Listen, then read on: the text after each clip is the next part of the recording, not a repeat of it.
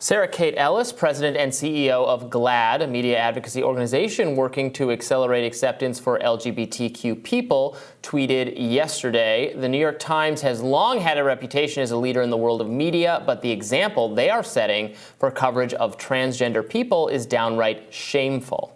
GLAAD wrote, "For more than a year, the New York Times has stood for irresponsible, biased coverage of transgender people. The Times has repeatedly platformed cisgender people spreading inaccurate and harmful misinformation about transgender people and issues. This is damaging to the paper's credibility. It is damaging to all LGBTQ people." Author and reporter Lisa Selin Davis wrote a response letter to GLAAD about the New York Times' coverage in a new Substack piece and joins us now to discuss. Welcome. Thanks for having me. So let us know what your argument was in response to the New York Times letter.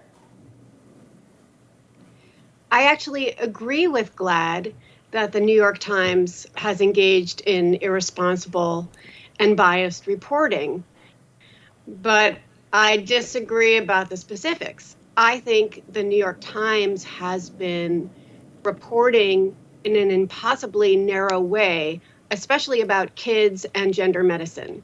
And they've been ignoring the stories of the many, many people and families who've gotten hurt by the affirmative method. So I do think that they're biased in a way. So, sorry, you just broke up a little bit there, but I think we've got you back. I wonder what you make. I think that there's an argument that people have been making for a while that there has been absolutely no coverage, let's say, of detransitioners, of people who, let's say, are perhaps provided treatment earlier than it should have been provided, et cetera. And that having some balance there, having even a discussion of transitioners, which wasn't really the norm until relatively recently, is a move in the positive direction. At very least, there shouldn't be a ban or complete exclusion of talking about the reality of the world, even if in the same way that it can be uncomfortable to talk about people who lie about rape. Of course, some people, even though they're in the extreme minority, do lie about rape. But other people say that the trajectory of the coverage leads to the other problem in the reverse, which is, for example, someone like Matt Walsh, who was recently questioned about, well, how many women or how many people do you think ultimately do get transition surgery every year? And he wildly overestimated by orders of magnitude. And I wonder what you make of how to achieve a balance that approximates truth and doesn't lead to a kind of a moral panic about something that is still relatively uncommon. Well, we don't know how many, especially young people, transition. And I'm personally unconcerned with what adults do with their bodies. And I work with many adult trans people who are concerned about the way this conversation is going or not going. But as far as kids go, we don't know. We don't know how many transition. We don't know how many get hurt. We don't know how many are happy.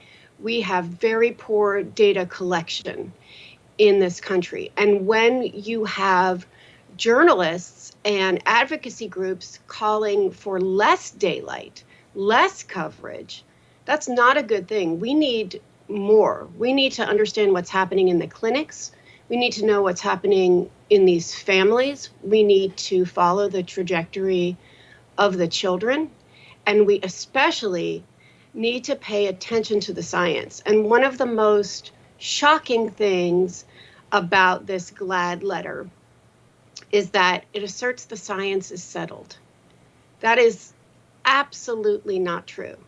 Just because some medical organizations have endorsed the affirmative model of care doesn't mean the science is settled. In fact, all over the world, many clinicians and countries and their healthcare systems are rethinking the approach to treating gender dysphoric youth because of bad outcomes, because the people asking for interventions are very different than the people on whom the research was conducted. We need more daylight on this, not less. Censorship is not the answer. It's something we need to all be looking at and talking about. And the idea that listening to the science and the evidence, that listening to those who've gotten hurt is somehow bigoted or hateful or right-wing, that's outrageous. And it amazes me that journalists sign the letter, because it's their job to find out the whole story. And I've only been advocating that we find out the whole story. Yeah, I really appreciate that. I just had to push back on one aspect of that you said that we don't have the numbers, but what I was referring to was Matt Walsh on the Joe Rogan show, biggest podcast in the country, saying, quote, that there were millions of youths who were on hormone blockers, millions of young people on hormone blockers. And in real time, they fact checked it on the show and found that the actual number was 4,780. Again, there's a lot of ways you can collect data. I don't know exactly what the numbers are. I appreciate that there isn't complete transparency when we're trying to measure anything. How many kids are in poverty? How many kids are abused? It's difficult to get specific numbers on any of that.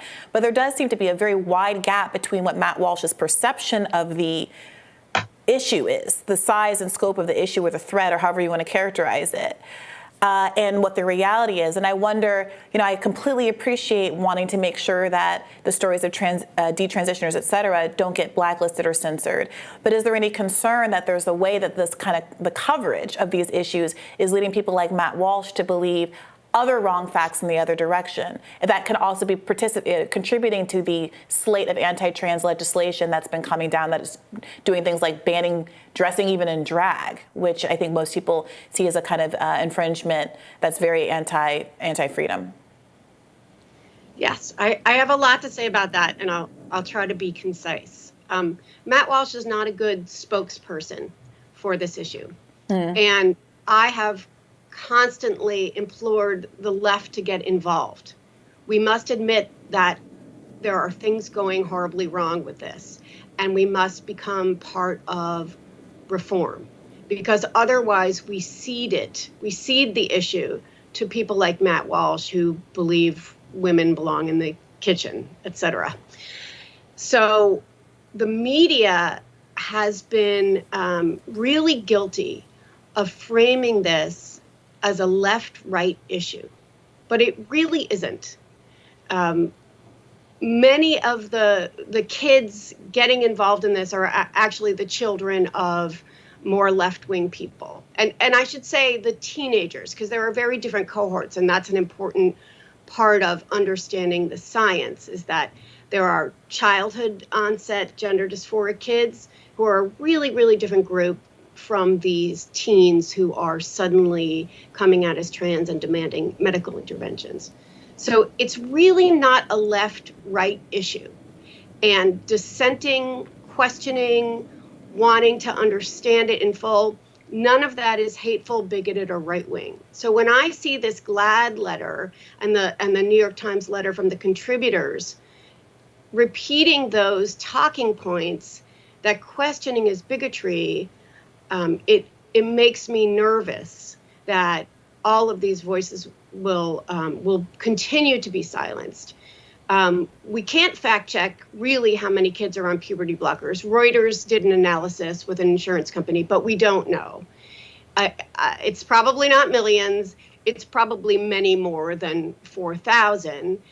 And meanwhile, we don't have long-term data on the effect of puberty blockers. But when GLAAD says, oh, these have been used for years, well, they have, not for this condition, in much younger kids who've gone through puberty, what the medical industry deems too early.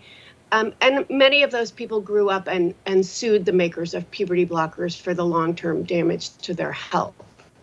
So it's interesting about, look, we're such a small group, we're not worth reporting on. But then sometimes the argument is, hey, we're millions of people in this population, so we deserve coverage. I don't think the argument is that they're not worth reporting on because the group is small. I think the argument is that people believe the group is much bigger than it is, and there's an effort to make it seem like it's a bigger issue in order to draw political focus to it and perhaps even distract people from other political issues that they might otherwise be voting on, economic populism, et cetera, that the Republican Party likes to perhaps give lip service to but not deliver on. I mean, I think that's the argument. I certainly don't think there's any group that's so small that if something bad is truly happening, it's not worth paying attention to.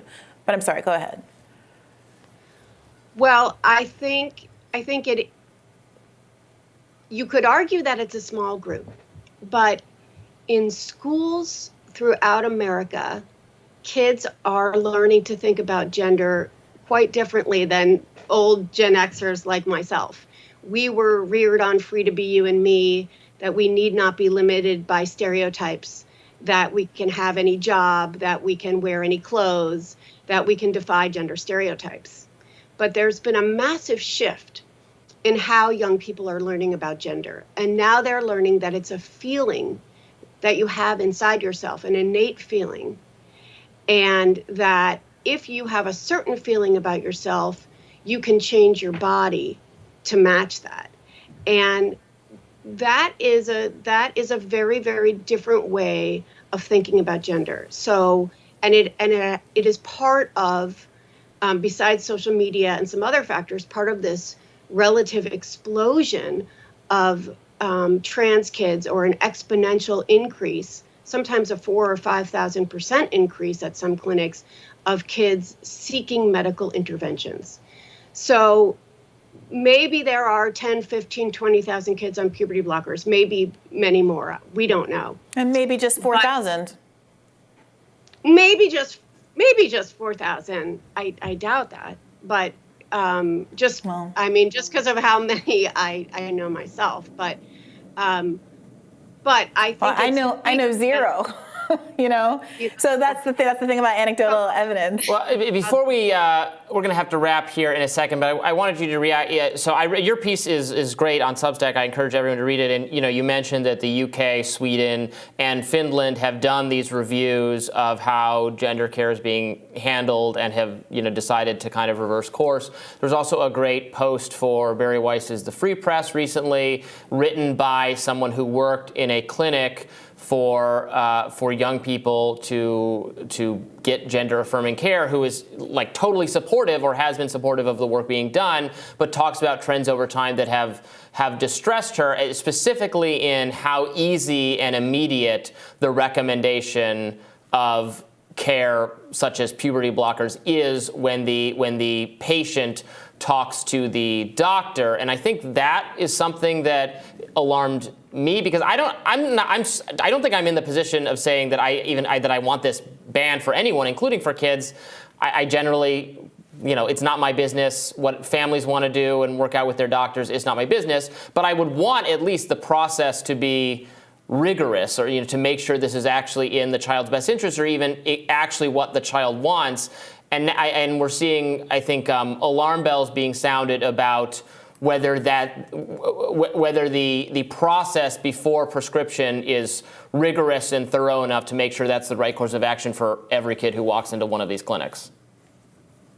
Yeah, I think the bans really get in the way, because then what we end up focusing on is Republicans terrorizing gender diverse people.